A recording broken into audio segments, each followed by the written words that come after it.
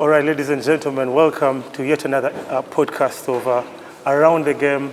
I'm not sure of the episode number, but anyway, we're here with, I'm going to let her introduce herself. Happy to be here. My name is Kisukye Ndilima, CEO Skillsphere.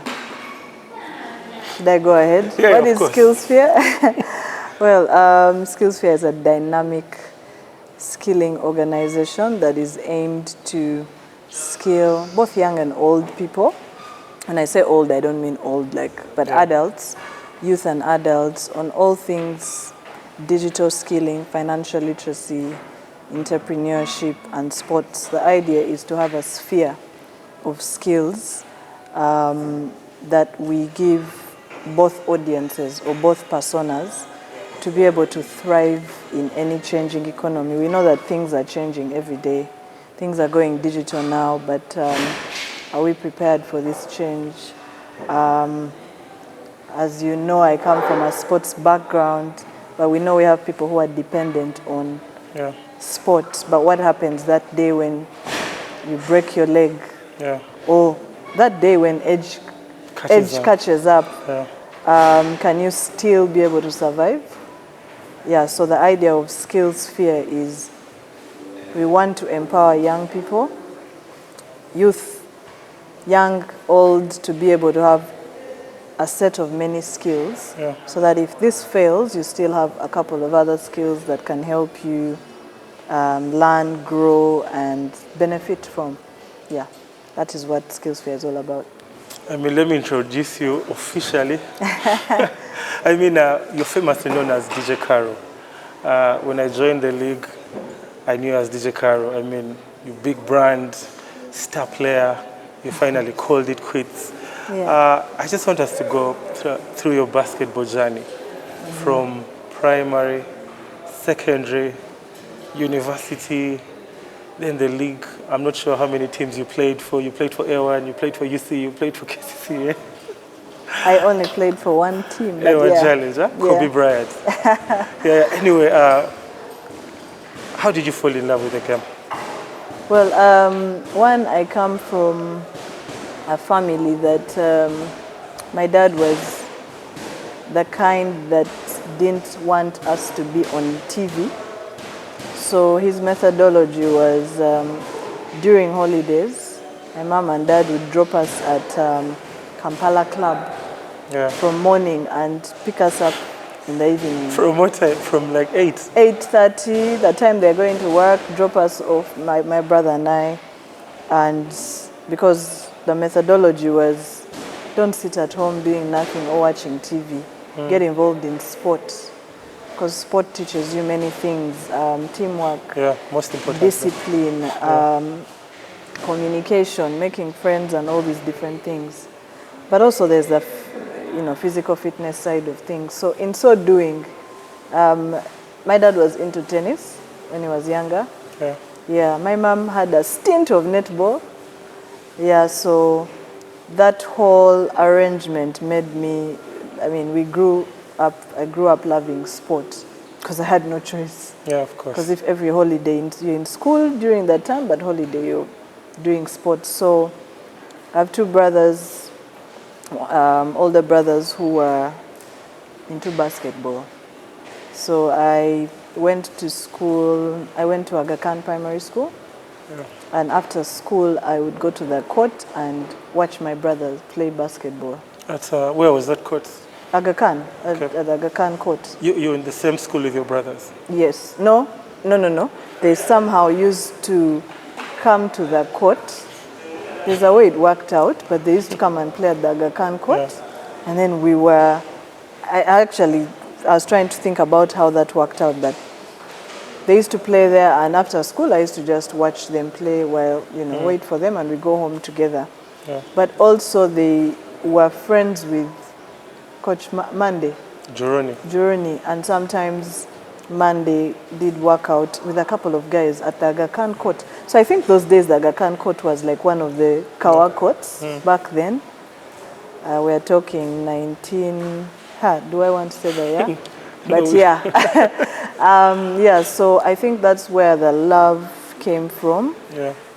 then I was those people in school that played every sport. Because Kampala Club had badminton, it had tennis, it had there was badminton, there was tennis, there was swimming. So if you're there the whole day, you can't play one sport. Yeah. So that's how I also became in school. I And was being those a kid, all-rounders. I played soccer, I played basketball, I played tennis. Next thing I played the Kampala Kids League, which was soccer, and So of course when you're younger, you're able to do all. Exploit everything. I exploited everything. And then I went to Kaboja Secondary School and still was an all-rounder. The sport I just didn't play in high school, and now you're getting older, you're like, how can I be seen playing soccer? So I started to cut out I cut out sports, soccer. I did swimming, tennis, basketball. I focused on those three. And that was at Kaboja. This is at Kaboja. And then in my Form 3, we were told, the basketball team, oh, there's a ladies basketball club that plays in the league that's coming to speak to you guys. I was like, okay, who are these ladies? No, they are called A1 Challenge. They play in the league. They're one of the biggest teams in the league. Yeah. They're going to speak to you guys. Like, oh, just basketball? They're like, they don't just do basketball, but they also come in to mentor you. And I was like, one of those lectures about boys. They're going to tell us, boys, this, that. Be aware. Yeah. But they came and they had a mentorship session, a life skills session, and then we went to the court. Now, the mentorship session, there were about 10 of them that showed up, and they all talked about who they are and what they do. This one said she's a teacher in Ambrosoli. This one said she works for I don't know which bank. This one, I was like, hey, so successful when you talk ladies. about they, who do you mean, like in The particular? team, the A1 team. Which Oh, players there are was those? Liz, Gloria, Mavita, I think Olivia. Like, I was just like, all these different people had many things, dope things going on for them. I was like, you mean you can actually be a team and be successful as a lady? Yeah. Like, there are different spheres of skills. Like, I was blown away. And they were like, I mean, the whole objective of that talk was what brings all of us together and what makes us sane and keeps focused is the game of basketball. Because me, I was the first one to ask a question. I'm like, but how do you do it? You guys work 9 to 5. You seem to have serious jobs. You're doing serious things. When do you get to play basketball? So they said the way the league works is we work out. We have trainings like 2 to 3 times a week and 1 game a week. I'm like, yes, but when do you train? You're at work. They're like, no trainings because we all work. Trainings are in the evenings, even the league games, because the league, a big percentage of the people that play the league actually have jobs and work. So league games and training sessions are after 5:30. I'm like, okay. They're like, but that's not the point. The point is sport has taught us discipline, it has taught us many things. Confidence, it has taught us how to communicate with people. But more than basketball, we are also a group of ladies who empower each other. And one of them said, like, one of them got a job because of the other. Because when they joined A1 Challenge, A1 takes you through some sort of mentorship, internal mentorship, alignment around all things self-esteem, building your confidence, but also they hook you up with opportunities because they're already in spaces where opportunities happen. So I was just blown away. I'm like, this is so cool. And then the life skills session, I remember very well, they did a session about self-esteem. I struggled with self-esteem for so long. Yeah, most people do that. So long. I mean, I'm still an introvert, but I've gotten better by the years. I struggled with self-esteem, and for them to speak about it that day, I was like, I think I like these ladies. It was a blessing in It was disguise. a blessing. And then we went to court and did a basketball skills session, and that's how I was scouted. Because the idea of A1 Challenge was a team that, yes, primary objective is the game of basketball, but also to empower the girl child using Yeah. basketball as a vehicle. Yeah. And because we know that as women, as girls, at some point you're going to want to start a family, or you're just done with your career, for continuity, Yeah. they had to keep replacing, and by doing outreach programs is how they would find potential and fill up those gaps, build their pool so that in case 7 leave this season, there's still others. So that's how I was scouted to join A1 Challenge, and I guess the rest was history. Let's talk about basketball in Cambodia. Yeah. We all know Cambodia was a powerhouse back then. I talked to Mike Mukula. Yeah. I mean, we sat and talked about it. Yeah, I saw that. It was like a movie. It was. How were you able to blend in, I mean, the girls and the boys? I know that segregation is always there in school. I don't know how many basketball courts you had, if you had separate coaches or something. We had 4 basketball courts. So at any one point, we didn't even have to fight with the guys for the courts, because 4 courts are quite something. Yeah. So, and being on the school team, the school team had priority. That even the school, the students and staff knew, that's the court for everyone else who want to play pickup. Yeah. But it's the court for the school team. So thank God we didn't have to have those wars with the guys. We actually gelled a lot with the guys, and our coaches made us play with the guys also to become stronger and to pick a few things. So for us, we didn't have those issues.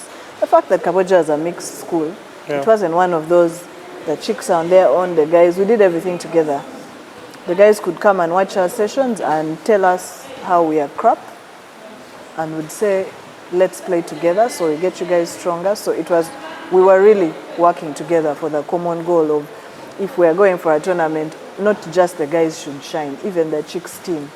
Yeah, so we didn't have those issues. Honestly, in my 6 years, S1 to S6 at Cambodia, never at one point did we have a clash with the guys. Okay, that's perfect. I want you to walk me through your first day on the basketball court in Cambodia.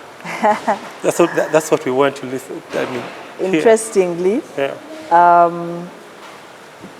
I was on the tennis court playing tennis, but because I had played a bit of basketball because of my brothers, I saw the courts. So there were 2 tennis courts, and the fence, you were looking at 2 basketball courts. Yeah, I've been so I was taking a break from tennis, like I just finished playing a game and I was just relaxing, holding the racket, and I just saw some chicks on courts, because the courts usually were most of the times the guys. Yeah. So I see these chicks on court and I'm like,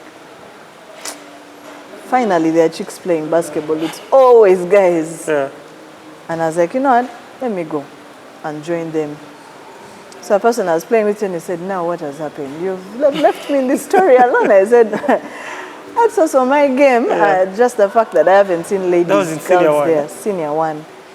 And so I said, since we have done 2 tennis games, my last 30 minutes of my today's workout, let me do ball. So I step on the court, I find 3 ladies. One is still, we're still good friends. She's called Diana Karimba, amazing basketball player. The second one is actually Karo Mugasha. Really? Yeah. And I just went, introduced myself, said, can I join? They're like, yeah, sure. Yeah. And they passed me the ball. The first thing I did was shoot. I saw the way I shot. They were like, you play basketball. But they were all like, they were both, the 3 on court were all a couple of classes way ahead of me. Yeah. So I was also like, these are like big girls. Big girls. Well, they let me, but they were very receptive. Like, you play, you should keep coming, you should keep, we work out on such and such a day. And I'm like, okay.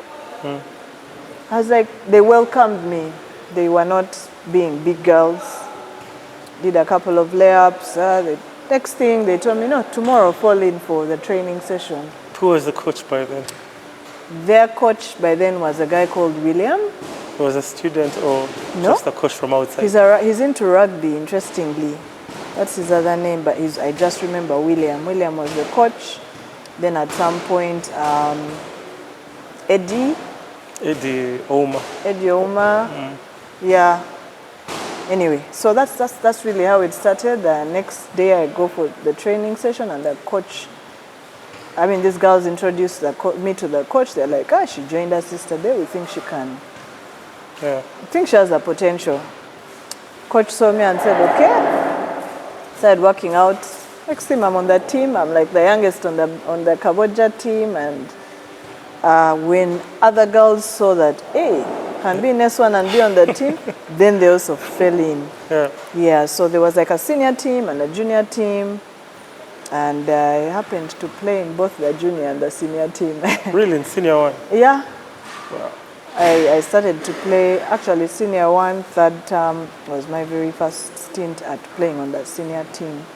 I think it was qualifiers for nationals, something like that, yeah. The rest was history. I mean, was the school very supportive of the girls' team, or it was just the boys? Nope. I love Cambodia. Like, they really pushed this sports thing. They were trying to grow both, like the ladies, in all sports, not just basketball. Yeah. The jerseys were dope, and Cambodia was like a brand. Like, the jerseys were dope. They didn't just say jerseys for just the boys. Even the ladies' jerseys were dope. They were, I don't know, from the US. Hey, you put on that jersey and you're just proud to. You just feel smart. You're like, even if I don't get playing time, I look good. Yeah. They put in effort to also find us coaches as the girls' teams. But in all sports, the tennis team, the netball team, they really empowered girls to take on sports, which I found really good. They pushed us to be able to have representation in these big tournaments. Sprite, those days Sprite was big. Yeah, it was really big. Sprite Nationals, we had to qualify, like we would actually be put in meetings. In school? In school, to sit down and talk about strategy of how we have to qualify. I love that because usually it's the boys, but they did that for both the girls. From my love for sports, I even got an opportunity to go and watch the World Cup in Germany. That was in high school still? Yeah, in high school. I was in Form 5, and an opportunity came to Cambodia where they told the school to select about 20 standout athletes to go for an all-expense-paid trip to watch the World Cup. The basketball World Cup or? No, the soccer World Cup. In Germany? The one that was hosted in Germany. And it was fully funded by Turkish Airlines. So they just came to the school and said, we want the 20 standout athletes, a mix of boys and girls who have shown like really represented the school and have gone all out in sports. Yeah. And I happened to make it to that list, and it was an all-expense-paid trip. That is a memory that that one never will forever. Goes away. Yeah, like, so I said it's sport that has gotten me here.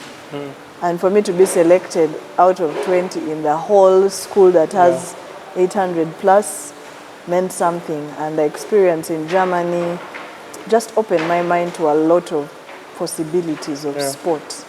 That if playing a game, being humble, can make you get such opportunities, then clearly there is way more and many more opportunities for sport. Yeah, we went for World Cup, 20 of us. This was different people in different sports.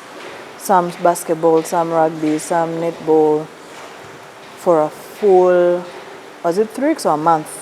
And we were each assigned to a family. But we had a program throughout the day, and the evenings we go and watch World Cup. What an experience. So during the day we're actually doing sporting activities. We're like in a camp. And there were also other students selected from other countries. Yeah, so it was a nice, engaging camp. We'd do sports throughout the camp, life skills, fun activities, just get to know different cultures, then go shower, relax, and go and watch the World Cup. Wow. Yeah. I mean, that was amazing. I think Mikey was never picked. He never talked about it. Yeah. Never. Are there any major tournaments you won when you're in Cambodia? Hey. We did. I am trying to remember. There was a Sprite Nationals. We didn't win, no. We came second. The truth is we never really won. Nabisunsa was our headache. Yeah. I remember all through. Nabisunsa was crazy. Nabisunsa was always our headache. We came close, but no, we never really won any major tournament. We kept coming second, third, fourth. So no.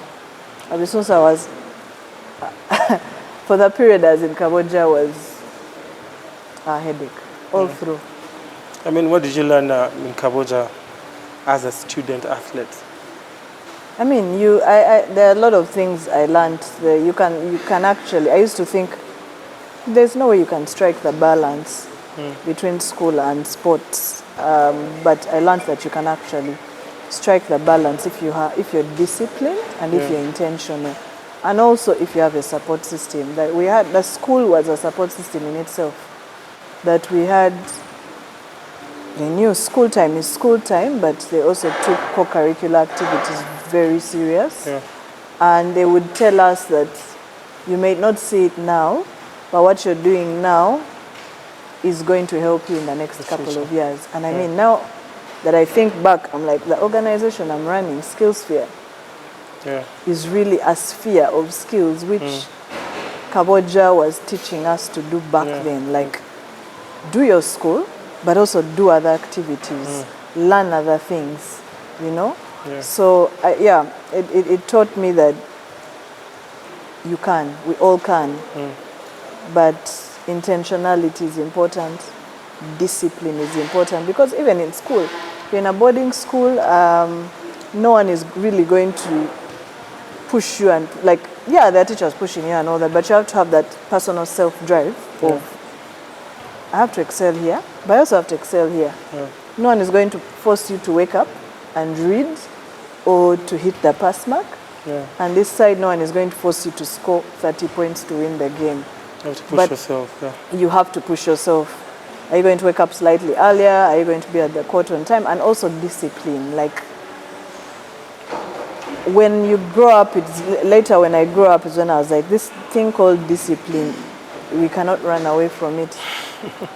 Discipline, like, wake yourself up. You have things to do. It's discipline, not discipline of, then, I mean, like, being respectful to people because you don't know.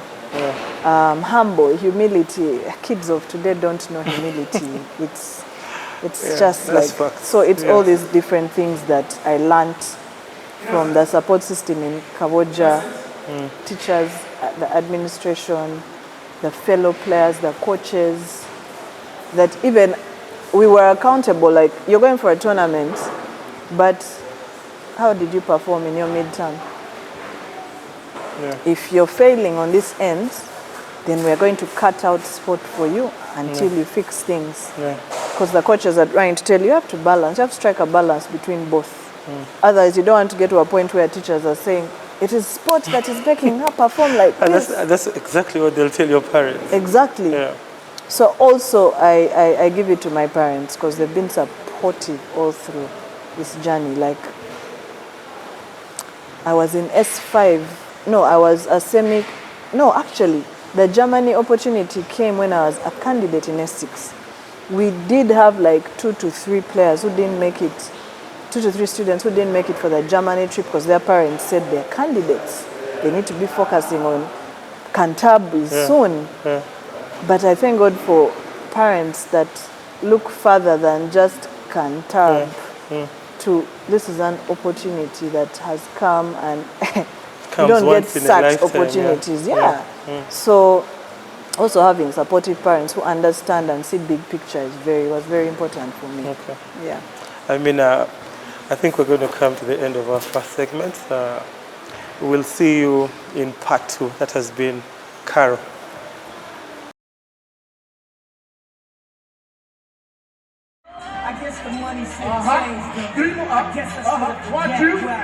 Kalibala